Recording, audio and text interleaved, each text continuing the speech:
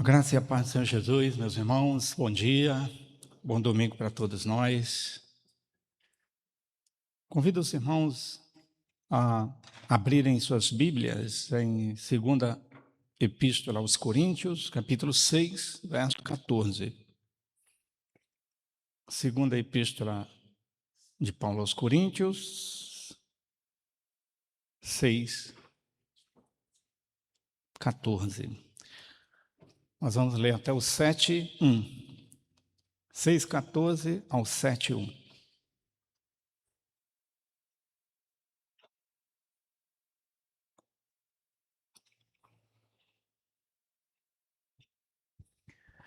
Diz assim a palavra do Senhor, nosso Deus: Não vos ponhais em julgo desigual com os incrédulos, porquanto que sociedade pode haver entre a justiça e a iniquidade? Ou que comunhão da luz com as trevas? Que harmonia entre Cristo e o maligno? Ou que união do crente com o incrédulo? Que ligação há entre o santuário de Deus e os ídolos? Porque nós somos santuários do Deus vivente, como ele próprio disse: habitarei e andarei entre eles, serei o seu Deus e eles serão o meu povo. Por isso retirai-vos do meio deles, separai-vos, diz o Senhor. Não toqueis em coisas impuras, e eu vos receberei. Serei vosso Deus, e vós sereis para mim filhos e filhas, diz o Senhor Todo-Poderoso. Tendo, pois, ó amados, tais promessas, purifiquemo-nos de toda a impureza, tanto da carne como do espírito, aperfeiçoando a nossa santidade no temor de Deus. Oremos. Obrigado, Senhor, pela leitura que fazemos da Tua palavra nesta manhã. Louvamos a Ti pelo privilégio que temos, podermos iniciar o nosso dia, nossa semana, na presença do Senhor, em comunhão contigo, com a Tua palavra, no nome de Jesus. Amém. Meus irmãos, quero falar um pouco sobre o jugo desigual. Essa expressão foi usada pelo apóstolo Paulo, que está no Antigo Testamento. E no Antigo Testamento essa palavra foi pedida, emprestada, trazida, se referindo a uma atividade do campo, que era o arar a terra, que era impossível fazer isso com dois animais diferentes. Então o jugo desigual seria colocar um boi e um jumento para puxarem um arado. O jugo é a madeira que fica no lombo deles. Então, no Antigo Testamento, no passado, eles usavam isso para dizer que era incompatível arar a terra com dois animais de natureza diferente. Isso era um jugo desigual, Um animal mais alto, um mais baixo, um andava de um jeito, outro do outro, um obedecia um comando de um jeito, outro de outro. Então, era impossível arar a terra com dois animais diferentes. E então isso foi usado na teologia bíblica, pelos escritores bíblicos, para se referir a associações erradas, a relacionamentos incompatíveis, impossível, incoerente, um crente ter uma associação comprometedora na sua caminhada com Deus. O jugo desigual, ele sempre foi muito condenado na Bíblia. O jugo desigual sempre foi uma ofensa no Antigo Testamento e no Novo Testamento. Paulo só repete as orientações que fazia parte do povo de Deus no passado. Era um ato de desobediência que Deus tanto orientava o seu povo quando entrou na terra, por exemplo. Deus orientou para que a nação não pudesse se associar de diversas formas com os cananeus, com outros povos. E isso era um ato de muita rebeldia, de desobediência, que traria consequências futuras terríveis para o povo de Deus, né? Então, Deus sempre condenou as uniões erradas. Em que áreas? Várias. Eu dei uma olhada rápida em toda a Bíblia e a pesquisa que a gente faz rápida, né? Eu pude perceber que há orientações em muitos livros da Bíblia a respeito de vários tipos de associações que nós não devemos fazer. Há em Gênesis, em Êxodo, em Levítico, em Deuteronômio, em Josué, Juízes, Esdras, Neemias, nos Salmos, Provérbios, profeta Isaías. Inclusive, Paulo, quando ele cita, a partir do verso 16, quando Paulo faz uma citação, Paulo usa Isaías, o profeta Isaías, quando ele fala assim: nós somos santuário de Deus vivente. Como ele próprio disse, aí Paulo cita Isaías: habitarei e andarei entre eles, serei o seu Deus, serão meu povo. Retirai-vos do meio deles, separai-vos, diz o Senhor, não toqueis em coisas impuras, eu vos receberei, serei vosso pai, e vós sereis para mim filhos e filhas, diz o Senhor Todo-Poderoso. Uma citação do profeta no Antigo Testamento, profeta Isaías. Mas também no Novo Testamento, há orientações, não somente aqui em Coríntios, na segunda, na primeira, Paulo fala vários conselhos a respeito de associações, de relações incoerentes do cristão. Está também em Atos, em Romanos, em Efésios, em Tessalonicenses, Timóteo, na segunda epístola de João, também tem. O julgo desigual pode ser questão de casamento, é o que mais a gente encontra na Bíblia, no Antigo e também no Novo Testamento, mas também sobre alianças espirituais. Essa aqui de Coríntios era mais voltado para isso, que Paulo estava falando para um povo que estava se convertendo do paganismo, que eram os em Corinto. E eles, vindo do paganismo, eles estavam envolvidos com as idolatrias dos seus deuses. Então, tanto na primeira como na segunda epístola, Paulo vai orientar a respeito de várias coisas que os crentes, os cristãos em Corinto, não deveriam mais fazer. Mas também, não somente casamento e nas questões espirituais, mas também a questão de comportamentos ímpios. A Bíblia fala sobre não seguir conselho dos ímpios, não imitar os ímpios nos seus projetos malignos. A Bíblia vai falar sobre não invejar os ímpios. A Bíblia vai falar sobre, também mais no Novo Testamento, sobre a questão de ensinos e doutrinas heréticas, sobre líderes falsos, líderes gananciosos. Não seguir líderes gananciosos. A Bíblia orienta muito. Não seguir os seus ensinos, as suas orientações. Não seguir falsos irmãos. Não comungar com os falsos cristãos. Não comungar com a obra das trevas. Sobre seitas, heresias, que estão tão comuns nos dias de hoje. A Bíblia fala para que nós não nos associemos com nada disso. O julgo desigual é qualquer vínculo que une o cristão a propósitos contrários à palavra de Deus, seja qual for. Se é contrário à orientação de Deus, à palavra de Deus, se é contrário a Cristo, à vontade do Senhor, pode ser considerado um julgo desigual.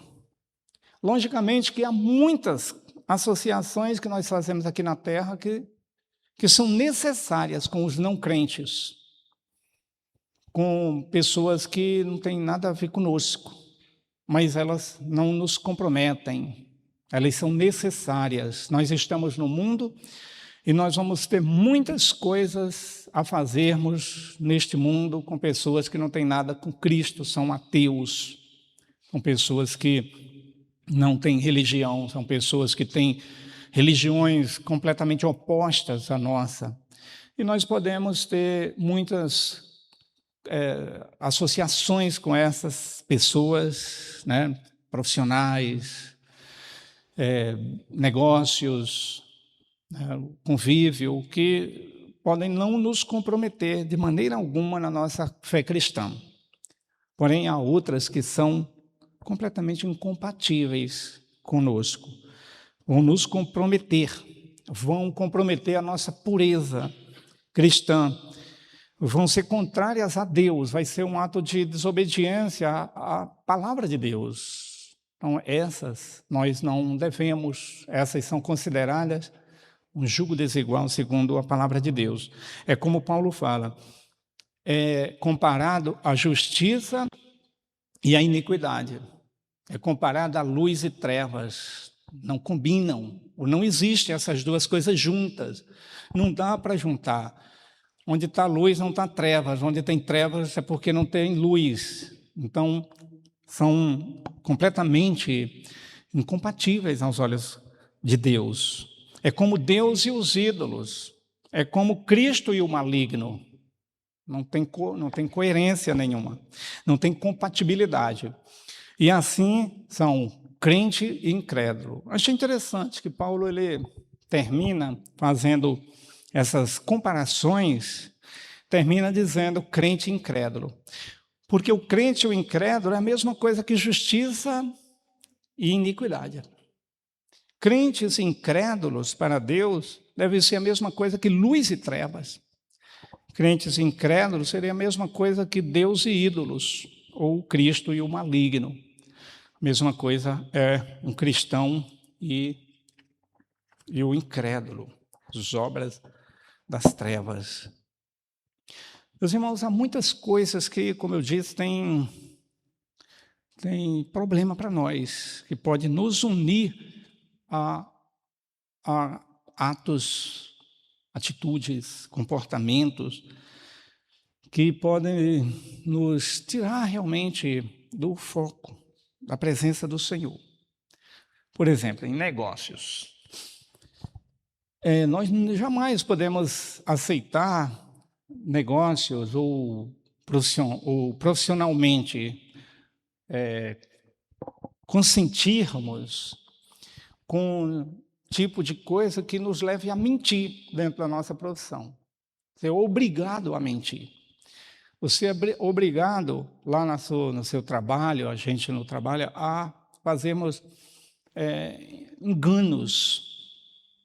Isso realmente para um cristão é problemático. Seria jugo desigual. Jamais na nossa profissão, nos nossos negócios, a gente concordar com fraudar, aplicar fraude. Para um cristão seria um jugo desigual. A extorquir alguém, tomar dinheiro das pessoas, a lesar, a sermos desonestos nos nossos negócios, a termos lucros abusivos, passando a perna, a ganância. Isso realmente seria um jugo desigual. A sermos desleais, a fazermos uma concorrência desleal no comércio, é até crime, inclusive, a sonegarmos, né, fazermos coisas contrárias à lei, impostos e coisa parecida, a fazer qualquer tipo de ilegalidade, tudo aquilo que é ilegal, o cristão fazer, ele está se associando erradamente, seria um jugo desigual. Mas também, né, e várias outras coisas na questão profissional, em negócios, ou coisa parecida. No casamento, o cristão também, logicamente que ele vai ter muito cuidado se ele está na presença do Senhor, está caminhando com Deus, para ele não adquirir um casamento que constitui um jugo desigual. Seria incoerente. Já pensou uma pessoa que está com Cristo na igreja, solteiro, está procurando um casamento, Aí ele fala, olha, eu consegui alguém para eu me casar, mas essa pessoa é ímpia.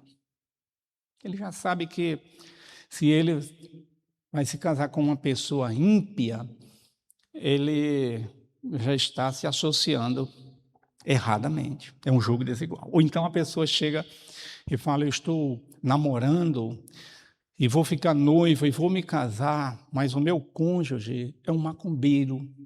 Vou casar com uma macumbeira.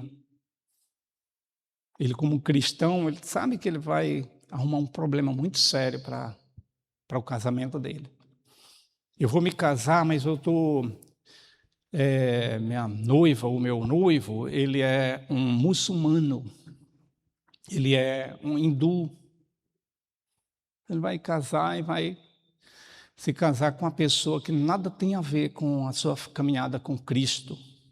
Eu vou me casar, por exemplo, hoje, é mais comum para nós, eu estou noivo, mas eu vou me casar com uma pessoa que ela é uma militante de algumas dessas ideologias novas, sociais, dessas últimas décadas, uma ideologia anticristã. Ela é aversa à igreja de Cristo. Ela combate aquilo que a igreja defende há milênios. Mas eu vou me casar com essa pessoa. Ela é uma pessoa boa, mas ela odeia a igreja. E ela prega, ela divulga aquilo que nós combatemos. Então ela vai se casar com uma pessoa que ela já sabe que nada tem a ver com a fé cristã. Mas não somente em negócios de casamento, mas também, Paulo ele foca muito nisso, nessa passagem de Coríntios, que são as questões espirituais. Nas questões espirituais, um jugo desigual seria aquilo que leva um cristão a ser idólatra. E os coríntios, eles, como vinham do paganismo, eles achavam que ainda poderiam continuar nas suas festanças espirituais. Eles ainda poderiam praticar os seus festivais espirituais, que eram comuns em Corinto. Eles poderiam ainda participar das festas que ofereciam sacrifícios aos seus deuses e passavam a noite comendo das carnes sacrificadas aos ídolos. Então, eles participavam da mesa, como Paulo disse, dos demônios, porque eles praticavam as festas, ou seja, eles estavam com um pé no cristianismo bíblico e eles estavam ainda com os pés nas idolatrias, nas festanças, nas práticas espirituais pagãs. E Paulo, então, ele vai falar de muitas coisas que eram contrárias a eles. Nas questões espirituais também, heresias. Quantos e quantos cristãos, durante a história da igreja, eles saíram da pregação bíblica ortodoxas e por causa de ensinos heréticos, saíram para algumas, fundaram igrejas que até hoje existem entre nós e são seitas que pregam heresias, que saíram da centralidade da palavra de Deus. Paulo recomenda, os escritores do Novo Testamento recomenda muito quanto a isso, quanto às questões de heresias. Heresia para nós é um jugo desigual, espiritualmente falando também. Há movimentos que surgem, ventos de doutrinas que aparecem no meio das igrejas. A gente que tem mais aí de 3 décadas, uns irmãos têm mais, já viram tantas coisas dentro das igrejas que vieram, arrastaram gente, tiraram pessoas de igrejas que pregam a palavra para seguirem momentaneamente coisas aparentemente boas, agradáveis, traziam palavras tão boas e tão suaves, e lá na frente levaram pessoas a se esfriarem, a jamais entrarem em igreja evangélica, a odiarem igreja porque se frustraram E o objetivo dos ventos de doutrina e desses movimentos é exatamente esse.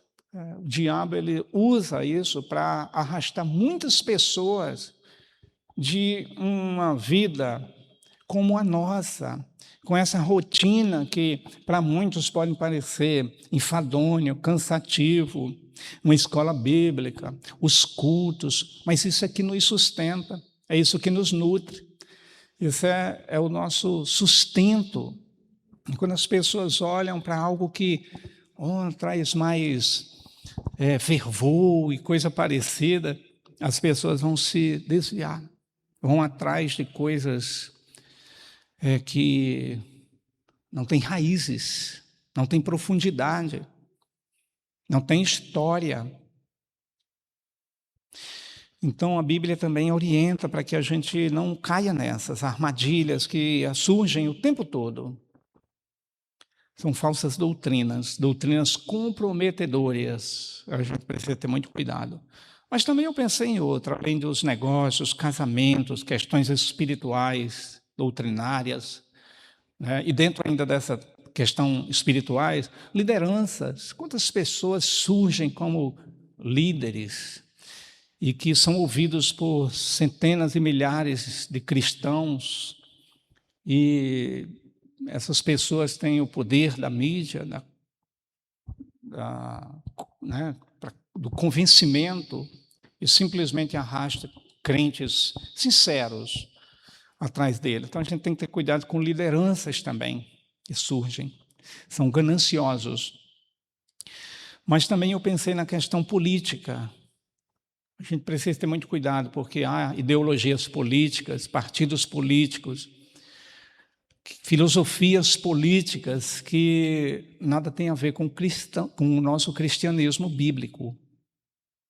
São completamente desigual também, são julgos desiguais. Então, o crente, ele precisa ter cuidado, porque nós precisamos ter compromisso com a verdade.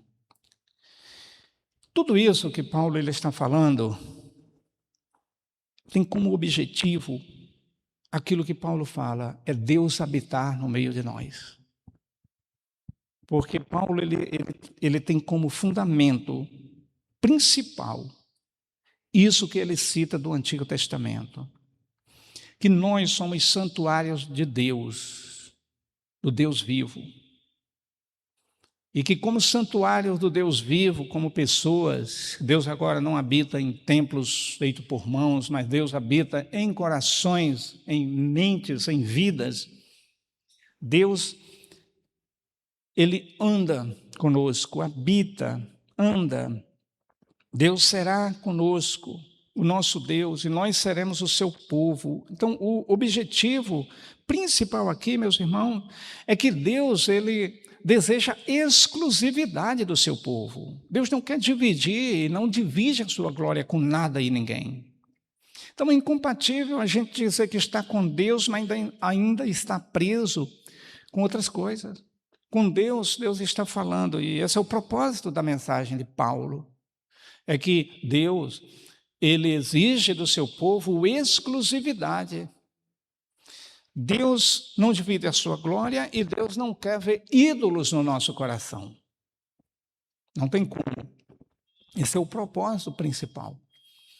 Porque no dia que nós aceitamos Cristo como nosso Senhor e Salvador, nós certamente dissemos para Ele que nós teremos só a Ele agora, viveremos só para Ele, que seremos só dele, que não teremos outro, que seremos fiéis, que caminhamos em sua santa presença. Nós não buscaremos outras coisas, mas apenas Cristo como nosso Senhor e Salvador. Paulo, como eu disse, estava falando para cristãos que achavam que era possível caminhar com Cristo. O grande problema é que os coríntios, eles são aquilo que a maioria dos cristãos, eles vêm a ser, que com o tempo, acha que é possível ter um jugo desigual em qualquer área. Isso não vai fazer mal. Eles podem relaxar um pouco e deixar que associações comecem a fazer parte da nossa caminhada com Deus. Aqueles cristãos, como eu disse, eles eram idólatras e estavam presos. Um pouco antes, Paulo vai ensinar, no capítulo 5, verso 17, que é um dos mais conhecidos nossos, que Paulo fala, nós agora somos nova criatura. As coisas velhas se passaram, isso é coisa do passado. E agora é tudo novo. Então, a nova criatura que somos nós agora, Paulo estava dizendo, vocês não podem ficar presos a essas práticas pagãs do passado. Agora, uma vida nova. Essas relações que vocês tinham no passado, em todas as áreas, não podem mais caminhar com vocês. Isso aí é coisa do velho homem. Agora, nós somos novas criaturas, nós não somos mais dessa velha natureza. Essas velhas naturezas estão apegadas a estas coisas, nós não. Agora nós vivemos uma novidade de vida. A ideia, meus irmãos, era realmente não viver em dois mundos, não compactuar com duas realidades opostas. Não, Paulo ele estava falando exatamente sobre isso. Então, era necessário, Paulo, então, inclusive na primeira epístola, Paulo vai orientar a respeito de várias coisas. A questão sexual, Paulo ordena a igreja a tomar posição com práticas sexuais dentro da igreja que era própria do paganismo. E eram práticas completamente estranhas para um cristão, que era uma pessoa estar se relacionando com a sua madrasta. Então, Paulo vai falar, não, o que é isso? A igreja tem que se posicionar.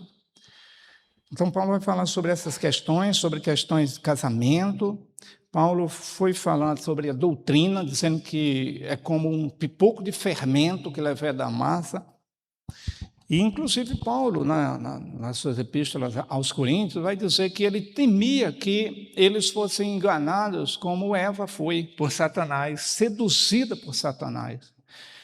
Ou seja, meus irmãos, isso foi orientado muito por Deus no Antigo Testamento, e no Novo Testamento, Paulo e os escritores orientaram muito, porque a igreja precisa ter cuidado, o cristão precisa ter muito cuidado. Porque se não fosse assim, não precisava tantas orientações bíblicas a respeito das nossas associações aqui comprometedoras.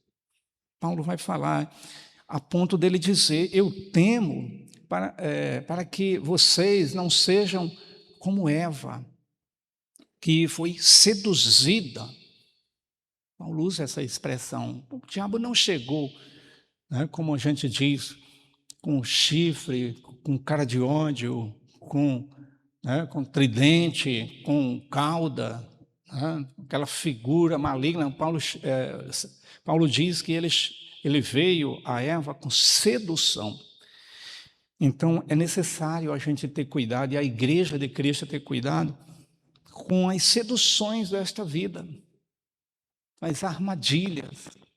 Foi assim que Eva caiu e é assim que a nossa natureza também pode vacilar, pode cair.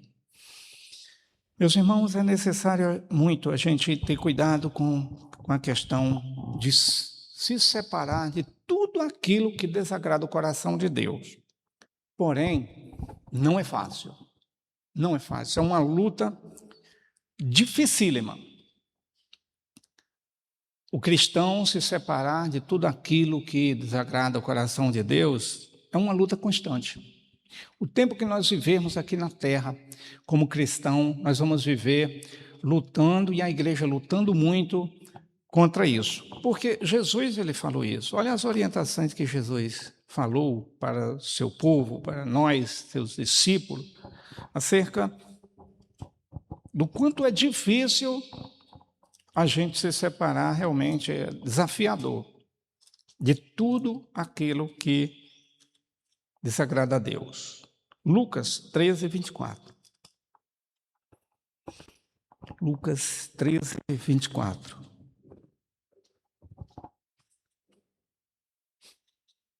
Respondeu-lhes: esforçai-vos por entrar pela porta estreita, Pois eu vos digo que muitos procurarão entrar e não poderão. Muitos não entrarão. Então, viver uma vida realmente só para Cristo não é fácil. Porque muitos desejam e não conseguem. A porta é estreita. Sempre foi e sempre será. Porta para a gente chegar na eternidade, meus irmãos, é uma porta estreita, é um caminho bem apertado. Lucas também, capítulo 14, verso 26. Então, são palavras extremas do Senhor Jesus. O verso 26. Se alguém vem a mim e não aborrece a seu pai e mãe e mulher e filhos e irmãos e irmãs e ainda a própria vida, não pode ser meu discípulo. Então veja que desafiador é, que difícil. O Senhor coloca aqui coisas tão próximas de nós, tão preciosas para nós, tão caras a nós. Quando o Senhor usa isso aqui, Ele está falando de coisas que realmente nós amamos. Então há relações próximas de nós que a gente precisa, como diz aqui, aborrecer. Aborrecer significa, em outras palavras, sair dos julgos desigual, cancelar tudo aquilo que é julgo desigual na nossa caminhada. Portanto, meus irmãos, é importante a gente concluir dizendo o seguinte, que o propósito do apóstolo Paulo, de fato, aqui em Coríntios, 2 Coríntios, capítulo 2, verso 14 em diante, é a nossa comunhão com Deus. Qual o objetivo dessa palavra? É a nossa comunhão com Deus. Qual o propósito? É vivermos uma vida, de fato, sempre na comunhão com o Senhor. É nos purificarmos. O encerramento dessa palavra do apóstolo Paulo, que é o capítulo 7, o verso 1, ele diz assim: purifiquemo-nos de toda impureza. Então, a síntese, a conclusão de Paulo é: nós precisamos nos purificar de toda impureza na carne, no espírito, aperfeiçoando a santidade no temor do Senhor. Como que a gente vai se santificar cada dia? A gente se santifica temendo a Deus, porque a gente não faz associações, relações erradas quando a gente teme a Deus. Quando a gente prioriza Deus e fala, não, eu não vou fazer esse tipo de coisa, porque eu temo um Deus, eu temo a Deus, eu respeito a Deus, então eu quero a comunhão com Ele acima de qualquer coisa. Então essa é a nossa maior recompensa. Qual é a nossa maior recompensa? É estarmos com Deus habitando em nós, é nós andarmos com Deus. Irmãos, toda pessoa que sinceramente se entregou a Jesus tem esse pensamento, fala, não, olha, eu entreguei ao Senhor porque eu desejo ver Deus na minha vida. Eu quero ter experiências com Deus na minha vida. Eu quero conhecer Deus, eu quero ter relação com o Espírito Santo de Deus. Eu quero conhecer a presença do Senhor na minha vida. Eu quero envolvimento com Deus. Esse é o foco sempre nosso, é o principal, né? E essa é a nossa maior recompensa. Quando Paulo coloca isso aqui como o maior desejo do cristão.